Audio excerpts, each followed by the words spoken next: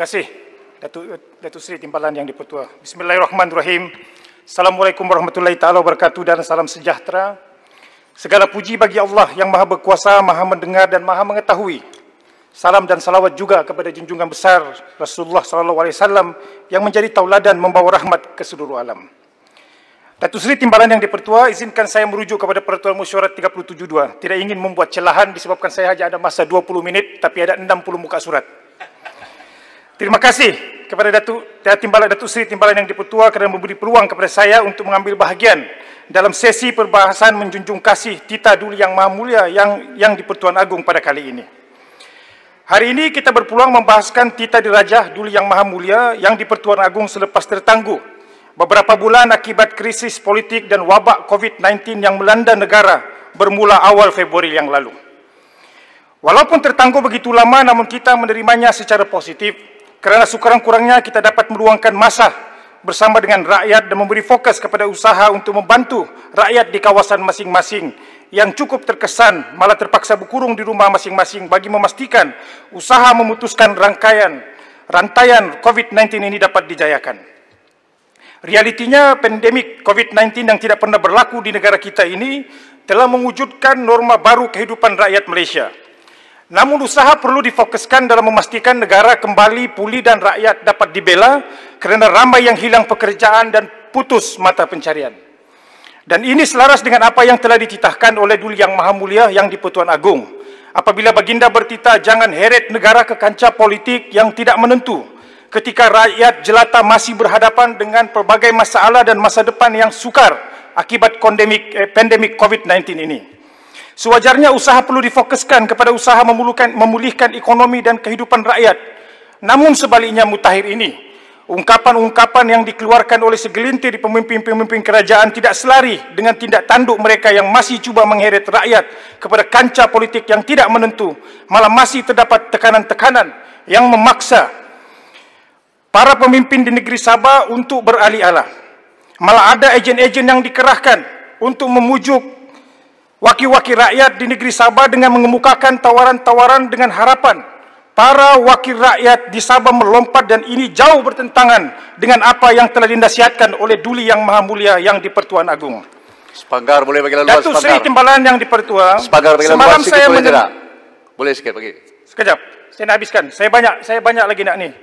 Semalam saya menemani sahabat saya Yang Berhormat Kota Belud untuk membuat satu laporan polis berkenaan dengan seorang individu yang telah berulang kali menghantar mesej WhatsApp kepada Yang Berhormat Kota Belud dengan cubaan untuk menawarkan tawaran-tawaran tertentu agar Yang Berhormat Kota Belud menukar sokongan kepada Perikatan Nasional.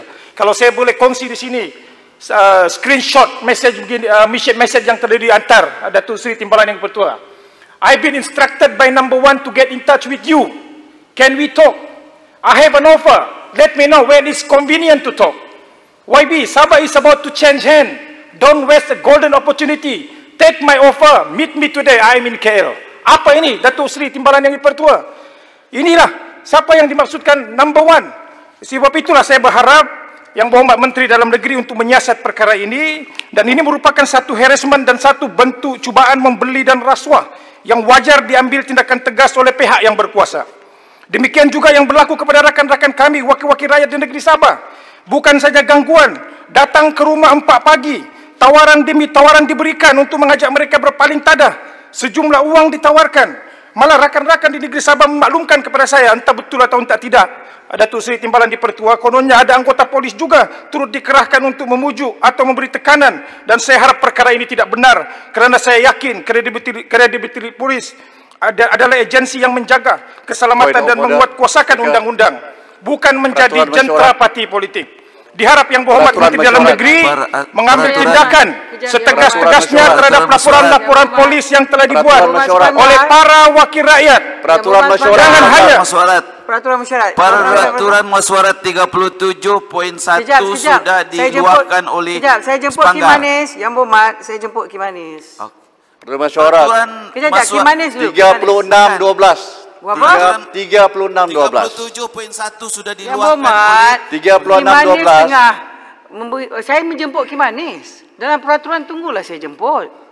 Terima kasih. Apa dia Yang Berhormat? 36.12. Ini lebih kepada kenyataan yang disifatkan misleading, ya. Jadi saya ingat Yang Berhormat Spanggar kena berhati-hati apabila mengeluarkan apa-apa juga kenyataan dalam Dewan Yang Mulia ini. Kalau benda yang tidak sah, tidak confirm, jangan disebut kerana ianya boleh menyebabkan misleading kepada Dewan Yang Mulia ini. Jadi banyak kata yang sahabat saya ini banyak terlalu mengelirukan Dewan. Malah satu tuduhan yang sangat liar. Terima kasih.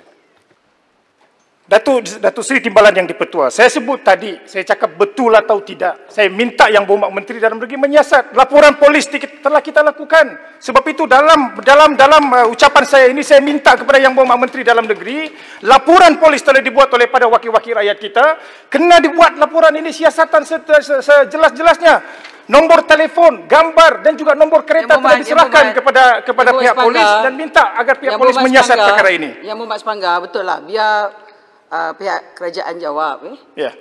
Nah, kita tinggalkan isu tu. Boleh cakap isu lain. So, sekali lagi saya minta. Yang Berhormat, apa point of order? Yang Berhormat? 37.1. Tadi Spanggar sudah meluahkan peraturan 37/1 tidak mahu diganggu. Saya sambung. Saya ada 13 minit lagi, Datuk Yang di-Pertua.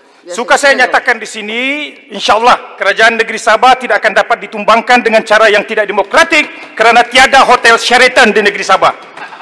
Datuk Yang di-Pertua meneruskan perbahasan saya pada kali ini juga, tidak terlewat juga saya mengambil peluang untuk mengucapkan jutaan terima kasih kepada semua petugas barisan hadapan negara yang bertungkus lumus tanpa mengira penat lelah, berkorban demi negara tercinta dalam memastikan keselamatan rakyat terjaga sepanjang pandemik COVID-19 melanda dunia dan Malaysia, dan perjuangan masih diteruskan sehingga ke hari ini. Datuk Yang di-Pertua, saban tahun, setiap kali persidangan Parlimen, isu pembangunan akan menjadi topik wajib. Kawasan Parlimen Sepanggar adalah kawasan yang benar-benar terletak di pinggir bandaraya Kota Kinabalu. Namun percaya atau tidak, kawasan Parlimen Sepanggar masih terdapat banyak jalan-jalan daif yang memerlukan perhatian Kerajaan Persekutuan. Tadi saya sebut tentang Bukit Kokol, merupakan satu kawasan yang cukup indah. Namun apa yang menyedihkan bahawa jalan-jalan untuk ke Bukit Kokol ini masih lagi dalam keadaan yang daif. Sedangkan Bukit Kokol merupakan satu kawasan yang boleh dijadikan sebagai produk pelancongan khususnya di negeri Sabah. Demikian juga di persekitaran Dewan Undangan Negeri Inanam masih banyak lagi jalan-jalan daif. Jalan seperti Kolon Sunan, Kion Som Kecil, Babagon, Bantayan, Pangasan, Keliangau, Togut, Natai dan banyak lagi kampung-kampung yang sebenarnya menarik untuk dijadikan produk pelancongan. Hari ini memerlukan perhatian daripada kerajaan. Tidak terkecuali juga tempat-tempat lain seperti Kampung Darau Lama, Gudon, Norawat, Numbak, Suang Parai dan Delima. Ini di antara kawasan-kawasan yang saya kira jika dibangunkan insya-Allah akan memberi pulangan jangka masa panjang kepada negara kita. Tuan Yang di-Pertua menyentuh mengenai isu pendidikan, saya juga ingin merujuk dan menambah kepada ucapan Yang Berhormat Papar mengenai insiden Jabatan Pelajaran Sabah membatalkan jemputan kepada Yang Amat Berhormat Ketua Menteri Sabah bagi merasmikan Hari Guru peringkat negeri Sabah. Ianya merupakan satu insiden yang tidak sewajarnya berlaku, khususnya bila melibatkan soal kepentingan rakyat dalam hal pendidikan. Sewaktu kemuncak insiden COVID-19 melanda negara, Kerajaan Negeri Sabah telah membuktikan bahawa perbezaan politik tidak menjadi penghalang kepada usaha kerajaan untuk memastikan rakyat dapat dibantu, malah kerajaan negeri telah berbesar hati membantu sebanyak 1 juta ringgit kepada setiap agensi-agensi kerajaan persekutuan. Yang Berhormat, Yang Berhormat Kimanis. Ada peraturan mesyuarat 30/12. Lagi sekali Yang Berhormat Spanggar ini menyebabkan misleading. Tidak pun dinyatakan sebab kenapa dibatalkan jemputan untuk merasmikan. Kenapa dituduh seolah-olah ada perbezaan politik. Itu tidak betul, misleading Yang Berhormat Spanggar. Yang Berhormat Kimanis, saya dah cakap, biarlah kerajaan jawab. Bukan Yang Berhormat Kimanis. Terima kasih Datuk Seri Timbalan. Ya, sebab ini isu kementerian ni, maknanya biar kerajaan jawab. Silakan. Tapi misleading kenyataan. Duduklah. Yang Berhormat, misleading, but that is a factual point. Jadi biarlah Yang Berhormat Menteri ataupun Timbalan Menteri, biar kerajaan yang jawab. Silakan. Dalam usaha membantu sebanyak, kerajaan negeri telah berbesar hati membantu sebanyak 1 juta ringgit kepada setiap agensi-agensi kerajaan persekutuan yang bertugas sebagai frontliner. seperti PDRM, tentera, rela, hospital termasuklah membantu Kementerian Pendidikan dan Kementerian Pengajian Tinggi, bukan saja membantu dari segi membawa balik para pelajar Sabah yang terkandas di semenanjung Malaysia, malah kerajaan negeri juga membantu dalam menghulurkan bantuan bekalan makanan kepada pelajar-pelajar di Universiti Malaysia Sabah, UiTM, Politeknik yang terpaksa tinggal di asrama kerana tidak dapat balik kampung kerana arahan kawalan pergerakan yang dikuatkuasakan pada masa itu. Untuk makluman Dewan Yang Mulia ini, untuk rekod, sejumlah 5.1 juta telah disumbangkan oleh Kerajaan Negeri Sabah untuk Jabatan Pendidikan Negeri Sabah, dan manakala sumbangan ke atas IPTA dan IPTS adalah sebanyak 5.8 juta telah diberikan oleh kerajaan negeri kepada IPTS dan IPTA. Terkini, Datuk Seri Yang Dipertua, Kementerian Pelajaran dan Inovasi yang ingin menghantar bantuan berbentuk keperluan katil dan lain-lain keperluan untuk pelajar SMK Peter Mojuntin Pinampang, kerana sekolah ini telah terjejas teruk ketika banjir melanda daerah Pinampang baru-baru ini dan telah mengakibatkan kelengkapan seperti katil dan tilam di asrama pelajar telah rosak.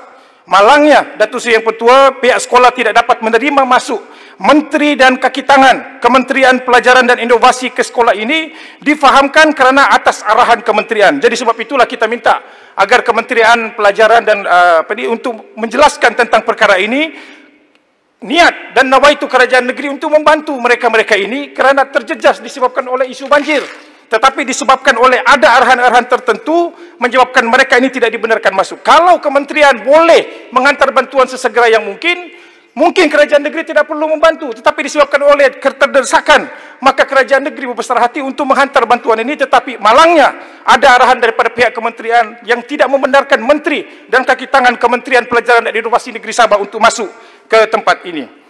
Datuk Seri Yang Dipertua, berkaitan dengan isu pendidikan juga, masih ramai lagi ahli-ahli parlimen yang sering menimbulkan dan membangkitkan isu-isu sekolah daif, dan tidak terkecuali kawasan saya. Kalau saya boleh semput di sini sebagai rekod, SRK Darau, Rampayan, Lok Yuk, SMK Peter, Telipuk, Kabayau, Kionsom, ini merupakan sebahagian sekolah-sekolah yang dikategorikan sebagai memerlukan perhatian daripada pihak kementerian.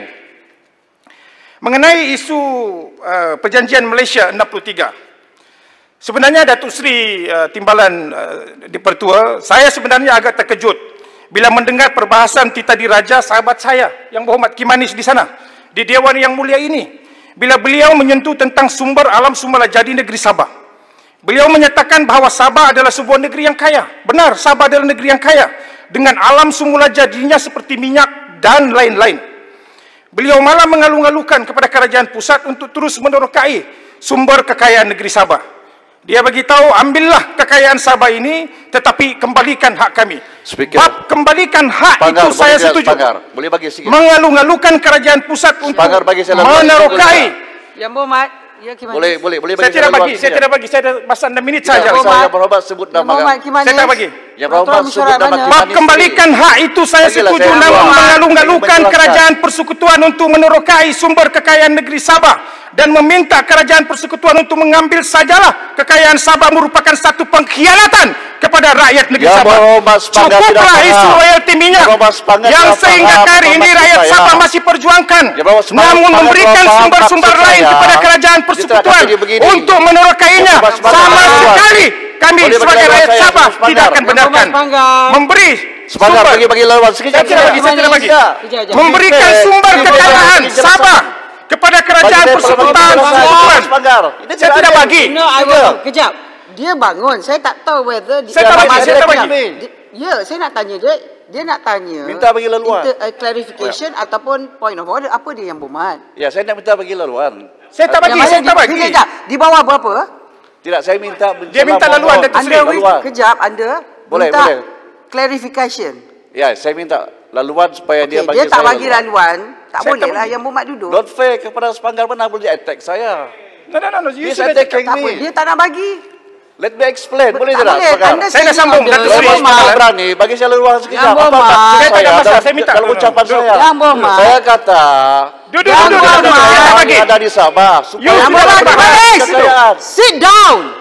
Yang Berhormat, sit down. Not fair. Yang Berhormat. Yang Berhormat. He's attacking me. Why? Yang Berhormat tak. Yang Berhormat nak menjawab. Yang Berhormat boleh jawab di luar.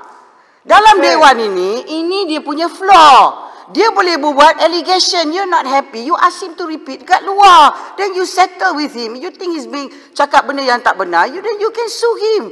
Tapi dalam Dewan is immunity. Nak jawab sama ada menteri jawab ataupun mungkin sahabat-sahabat yang berhormat kemudian nak bahas boleh jawab bagi pihak. But not this way. Interruption je lah, clarification. Dia tak nak bagi the floor. Saya hormati pandangan yang berhormat. Tak boleh yang berhormat. Tapi This untuk is adil his jangan floor. berjuang dengan saya. Ini hak dia sebagai ahli parlimen bercakap apa dia nak bercakap. Saya faham, terima kasih. Please, you're a lawyer. Please respect the Be rules. gentleman, Sepanggar, be gentleman, okay? Dan kita selesai yang berhormat selesai kat luar dengan yang berhormat Sepanggar. Saya sambung Silakan, Datuk ada Seri lagi Timbalan. 4 minit. Terima kasih. Kalau boleh ada masa Yang kejadian.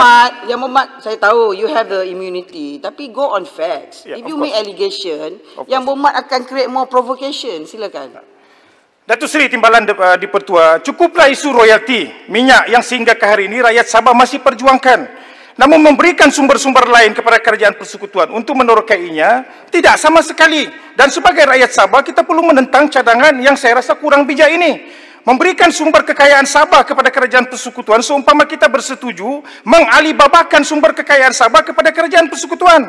Dan Sabah hanya mengambil komisen terhadap setiap pengeroyokan kerajaan persekutuan. Sumber kekayaan Sabah perlu diusahakan dan diterokai oleh rakyat negeri Sabah sendiri. Baru 3 hari lepas Datuk Seri saya mencadangkan kepada Yang Berhormat Labuan tentang cadangan tentang pemberian royalti minyak 20% dan 80% diberikan kepada kerajaan negeri Sabah untuk mengusahakannya. Kerana saban tahun kita mendengar bahawa Petronas memberi alasan bahawa kalau beri 20% kepada Sabah itu mengakibatkan Petronas akan rugi. Baik, kalau Petronas boleh rugi disebabkan memberi royalti minyak 20% kepada Sabah, saya mencadangkan dalam Dewan Yang Mulia ini agar berikan 80% kepada negeri Sabah, biar Sabah menerokai minyak yang ada di negeri Sabah dan kita akan berikan 20% royalti kepada kerajaan persekutuan sebagai membantu rakan sama rata Sabah dan Sarawak yang ada di Malaysia ini. Datuk Yang di-Pertua, jika kerajaan negeri Johor merasakan harga minyak mentah yang dijual pada kadar 3 sen setiap 1000 galen kepada Singapura tidak lagi relevan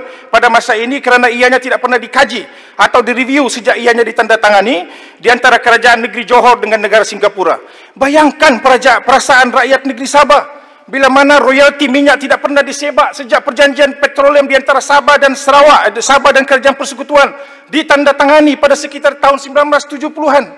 Malah seumpama meletakkan garam di luka, baru-baru ini viral pula satu video Tungu Rama yang Berhormat Gua Musang bersempena dengan Hari UMNO ke-74, yang mana di dalam video tersebut Yang Berhormat Gua Musang menceritakan bagaimana sejarah UMNO mencari dana untuk tabung UMNO. Dan saya harap Yang Berhormat Gua Musang bolehlah memberikan penjelasan tentang perkara ini sebab video ini viral di negeri Sabah.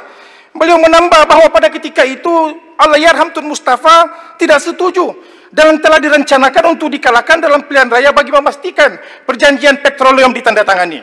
Saya masih mencari rakaman penuh ini, Datuk Seri Timbalan di-Pertua, kerana temu bual tersebut dan kita ingin mengkaji kesahihan video tersebut sebab kita faham kadang-kadang video yang viral ini pun kadang-kadang kita tidak boleh percaya juga. Sebab itulah insya-Allah kita akan cuba cari rakaman asal kepada video ini kerana melalui rakaman ini mungkin kita boleh justifikasikan mengapa tuntutan royalti minyak untuk Sabah itu perlu direalisasikan. Kerana jika telaga minyak Sabah telah dijadikan sebagai sumber tabungan UMNO, ianya cukup melukakan hati rakyat Sabah pada ketika rakyat Sabah sehingga ke hari ini masih tersenarai sebagai di antara rakyat termiskin di Malaysia. Datuk Seri Yang di-Pertua, menyentuh tentang isu keselamatan, dan isu keselamatan ini tidak lain dan tidak bukan ianya sedikit sebanyak menyentuh tentang isu PTI dan pelarian Filipina adalah di antara isu yang menjadi bualan hangat. Ini merupakan isu yang telah berlarutan sejak sekian lama, puluhan tahun, Datuk Seri Timbalan Speaker, dan inilah yang dihadapi oleh negeri Sabah. Isu PSS contohnya, suka saya katakan di sini bahawa ketika cadangan pelaksanaan PSS, saya hanyalah sebagai timbalan menteri Yang Berhormat Kimanis. Dan timbalan menteri pastinya mematuhi arahan bosnya pada ketika itu Yang Berhormat Pago. Realitinya timbalan menteri tidak punya kuasa pemutus. Perbincangan antara kerajaan negeri dan Kementerian Dalam Negeri diteruskan. Walaupun kerajaan telah berubah daripada Barisan Nasional kepada PH pada ketika itu. Terima kasih. Bagilah masa kecederaan sikit. Tak boleh. Tiada keputusan dibuat secara unilateral. Mananya ramai yang belum bahas. Kita nak cuba habiskan. Maknanya apa juga penerangan yang saya kemukakan adalah selari dengan apa yang telah diarahkan oleh Yang Berhormat Menteri pada ketika itu. Jadi Yang Berhormat Kimanis, baca, saya ada hansap Again, he is calling my name, speaker. Yang Berhormat. Bagi saya luar sikit boleh tak? Macam inilah Yang Berhormat. Kalau Yang Berhormat banyak nak Yeah, he's cakap calling dengan my Yang Berhormat name. Kimanis. That's why. Yang Berhormat selesailah dekat luar. because dia banyak buat allegation kepada saya, sebab Ya, itu tapi saya ambil Ya, keluar. saya cakap pasal fakta yang bermahat Sebab sepanggar. Yang Berhormat. Yang Mana Berhormat. boleh? Betul lah, Yang Silakan. Berhormat ada constitutional right. Tapi takkanlah perbahasan Yang Berhormat semua pasal Yang Berhormat Correct. Kimanis. He is keeping Yang calling my Berhormat, name. Yang Berhormat bukan. Kecuali kalau Yang Berhormat adalah wakil rakyat kepada Yang Berhormat Kimanis, mungkinlah. Mana boleh sebut-sebut Yang Berhormat nama? cukup lah Yang Berhormat Kimanis duduk. Biar saya ni chair. Yang Berhormat pasal kawasan kalau boleh. Silakan. Silakan. Can you please? Di tangan saya hansat penuh, Datuk Seri Speaker, penggulungan saya di Dewan Negara, di mana penjelasan saya tentang isu PSS apabila yang di-Pertua Dewan Negara bertanya kepada saya, sama adakah pemegang PSS boleh memohon kewarganegaraan. Tetapi apa yang berlaku, video telah diedit dan Point of order, di-shooting. Tuan Speaker, point of order 36. Point of order 36. Terima kasihlah. Apa? Yang Berhormat. Yang Ini Berhormat. banyak Saya dah tamatkan pembahasan. 36.6. Saya perhatikan perbahasan sahabat saya daripada sepanggar ini, daripada mula sampai sekarang ini, banyak mengandungi sangkaan jahat. Jadi saya cabar kepada Yang Berhormat, kalau berani repeat all this allegation di luar Dewan. Ya, Saya cabar. Boleh, tidak ada masalah. Ulangi segala sangkaan-sangkaan itu di luar Dewan. Saya cabar Yang Berhormat. Jangan hanya berani dalam Dewan. Saya akan ulang di luar Dewan. nanti. Saya cabar. Saya akan ulang di luar Sepanggar. nanti. Tidak ada masalah. Silakan. Semua take it outside. Terima kasih Yang Berhormat. Sekarang lepas ni Yang